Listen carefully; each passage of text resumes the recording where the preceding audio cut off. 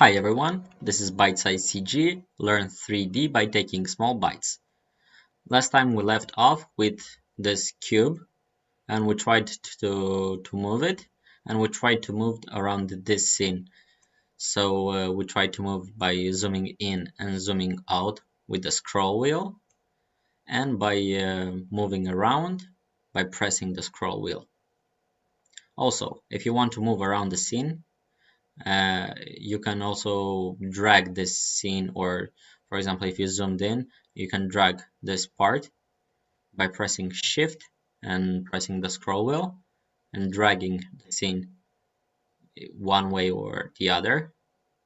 For example, we position it here, zoom out, we position it back to the center. Okay, now I'm going to turn on Screencast Keys so that you can see easier what shortcuts I'm using. So last time we tried to move this object by using the mouse buttons, but there are other ways we can move this object in Blender. One of the ways is using a shortcut, and that shortcut is G. So for example, if I want to move this cube from the center to this corner, we can press G and we just move it with the mouse. And we press where we want to position it. So G and position it and press. Press the left click on the mouse. But you can see it's not exactly where you want it to be. So for example, if you wanted to put it right on this grid, so you just, if you're nitpicky about this, you just move it, press G and put it like this. Also, if you wanted to move it up or down, you can move it also in two ways. One of it is just press G and move it up or move it down, or there are three axes that compose the 3D space. So we have the blue axis, which is called the Z axis, the green one, which is called the Y axis, and the red one, which is called the X axis. So if you want to move it up, which is the Z axis, you just drag this arrow up or down and position it, or you can move it by pressing G and pressing Z, and it's the same thing. It's a matter of preference, how you find it easier. So we take the cube, press G, position it somewhere, for example back here, and we press the left click. Now if we want to change this cube, for example making it bigger or smaller, we can do that by another shortcut, which is called scale, and the shortcut is pretty intuitive and easy, which you can press the S key. So press S and just drag how big or how small you want it to be. And if you decided on, for example, this scale, just press the left click and it stays like this. And if you want to scale it back, you press S again, get it for how you want it to be, and just press again. And that's just one way to change the mesh or the object. There are other ways how we can make this cube look different, but also using the same technique. So if you wanted to make this cube like longer, taller or longer, it depends on what you want to achieve.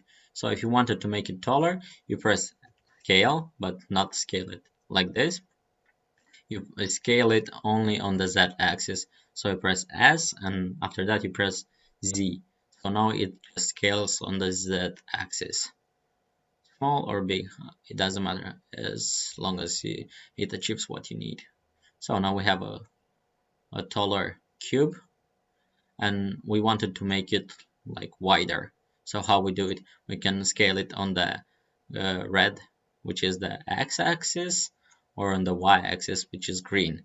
So we press scale and now we press X and it scales on the X axis.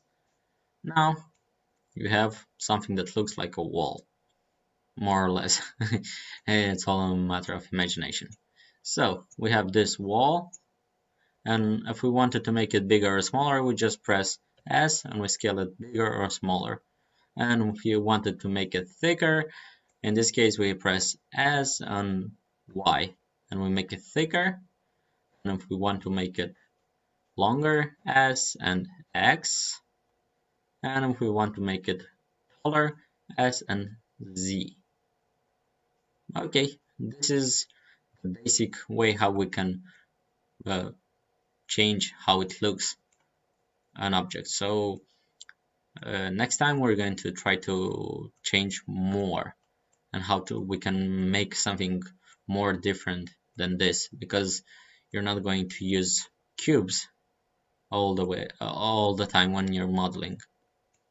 But before we're gonna go to the next lesson, we should always save our files.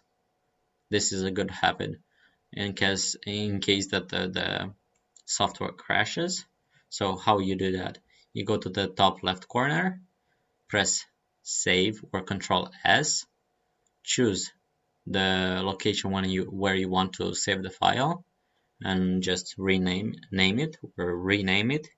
Call exercise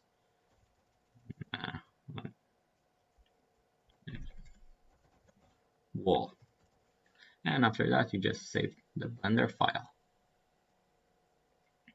Thank you for watching this video. If you found it useful, just leave a comment below. You may subscribe or leave a like. Thank you for watching and see you next time. See you guys.